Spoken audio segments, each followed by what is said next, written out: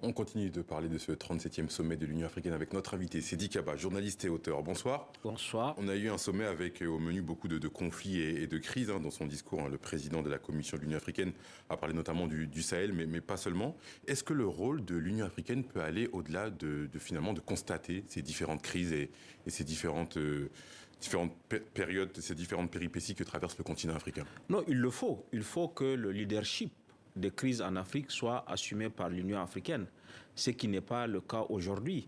Un des plus grands échecs de l'Union africaine pour la présidence qui s'est achevée, c'est la crise au Soudan qui a éclaté en avril et qui aura bientôt un an, sur laquelle l'Union africaine s'est montrée impuissante en laissant la main aux États-Unis, à l'Arabie saoudite.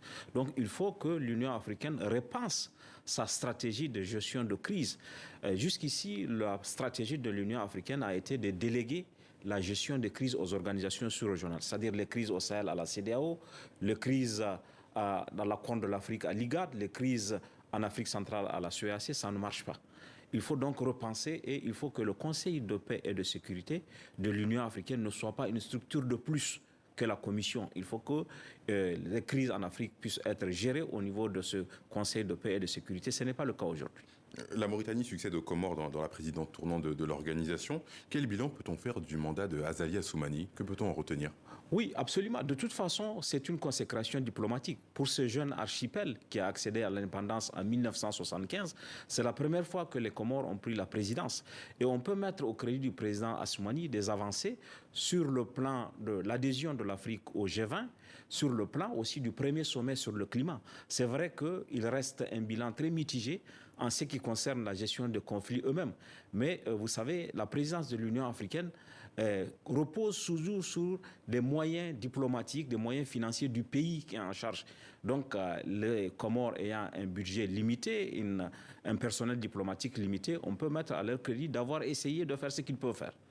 La situation à Gaza est évoquée lors de ce sommet. Est-ce que selon vous, l'Union africaine peut davantage faire entendre sa voix sur ce sujet? En tout cas, l'Union africaine a une posture qui lui permet de parler avec beaucoup plus d'indépendance que les deux parties. Vous savez, l'Occident a une dette morale envers ce qui s'est passé contre les Juifs, qui aujourd'hui fait qu'elle est souvent hésitante à prendre des postures indépendantes et de dire la vérité, notamment à l'État d'Israël, ce qui n'est pas le cas de l'Afrique, de l'Union africaine. L'Union africaine a été capable d'inviter à un moment l'État hébreu, à essayer de se rapprocher de l'État hébreu, tout en gardant des relations privilégiées avec la Palestine. Donc, elle a une position, une posture qui lui permet de parler à l'une et à l'autre partie pour faire avancer l'agenda de la paix au Proche-Orient. Aujourd'hui, il y a une paralysie de l'Occident, de la communauté internationale, et je pense que l'Afrique a une carte à jouer dans cette crise. Quelle doit être la priorité de la présidence tournante de la Mauritanie? Il y a deux priorités. La première priorité, c'est le règlement des crises en Afrique, au Sahel, dans la Corne de l'Afrique, qui plombe le développement du continent. Parce qu'aujourd'hui, quand vous prenez les pays du Sahel, ils consacrent entre 15 et 20% de leur budget aux dépenses de sécurité. Ça plombe le reste du développement. Donc il y a cela et il y a la ZLECAf, dont le champion, le président Issoufou, était à ce sommet.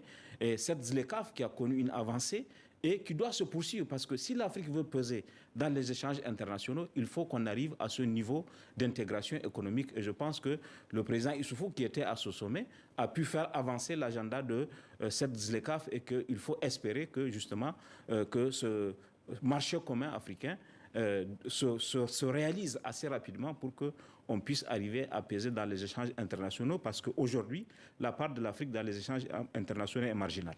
Justement, comment interpréter cette présence de Mahamadou Issoufou, l'ancien président nigérien, qui a été finalement apprécié de diverses manières, une présence qui a fait parler notamment? Oui, en tout cas, selon les documents disponibles et selon les témoins qui ont assisté... Il a été invité. Il a été invité par Moussa Faki Mohamed.